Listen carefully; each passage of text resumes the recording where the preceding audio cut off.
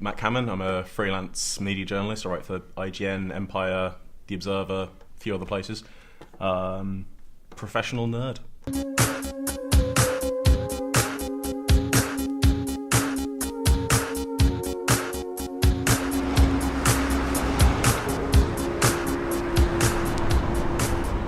Comic book culture is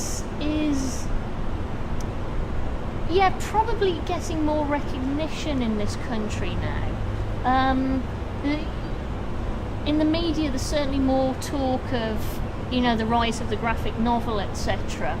And a lot of people are saying this has basically come about since the 80s, when Alan Moore made things like Watchmen, and suddenly people were realising, oh hey, it's a comic and it's for grown-ups and it's intelligent. What's going on here?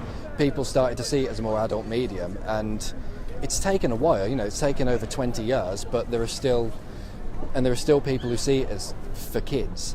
But now, it's become more mainstream, more cool, just more accepted. You've been reading comics, aren't they, for children? And then you're like, oh no, I was reading this comic all about the revolution in Iran.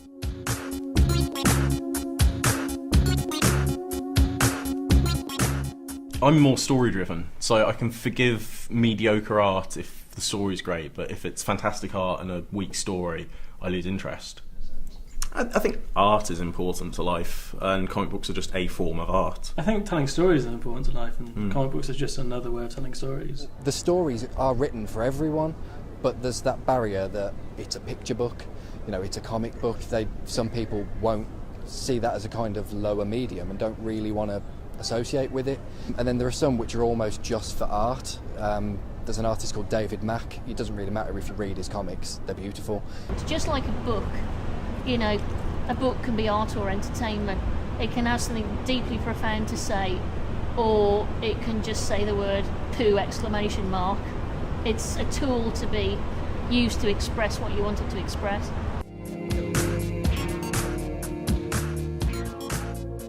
I wouldn't be ashamed to call myself a fangirl. I don't think it's necessarily a negative term. I think if you've got a genuine passion for something, you're generally more than happy to express that.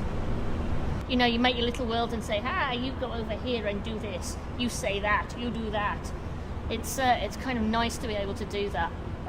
We're not all secret megalomaniacs, though, honest. I think fanboy, fangirl do hold quite negative aspects, and I think it takes it from enjoyment of something to almost an unhealthy obsession. Yeah. They're geeky, but geeky's cool now. It's just I think that's people that look like they're characters from Scott Pilgrim comics, that wear cool backpacks and wear the t-shirts and will talk knowledgeably about novels and writing from way back. But I don't know, I think they're pretty cool. Working in a comic book store, I do see the difference. You can be a comic book fan, but not a fanboy.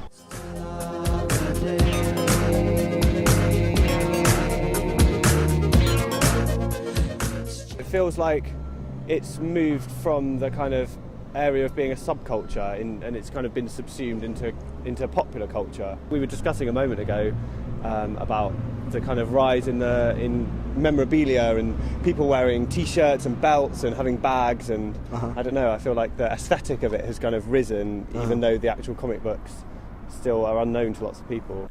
Yeah, I think everyone's a fan, but perhaps not necessarily of the comic form. They like the property or the characters or the story, but they'll perhaps like it more in a different medium.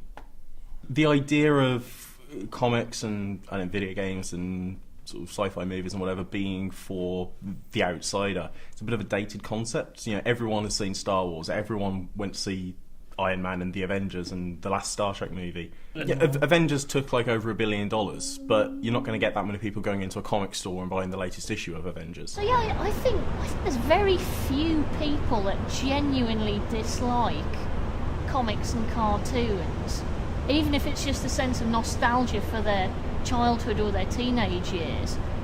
The internet's been a blessing and a curse for comics, really. And people can just pick up their phone, download a comic and read it there.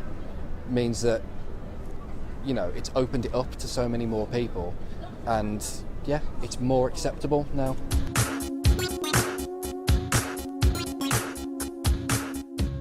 I have so many favourites. Gosh. I'd probably just be me. Yeah. If I was going to write a comic book, it would probably be, and I was going to be in fact, no, I've been writing a comic book recently where I'm a mechanic.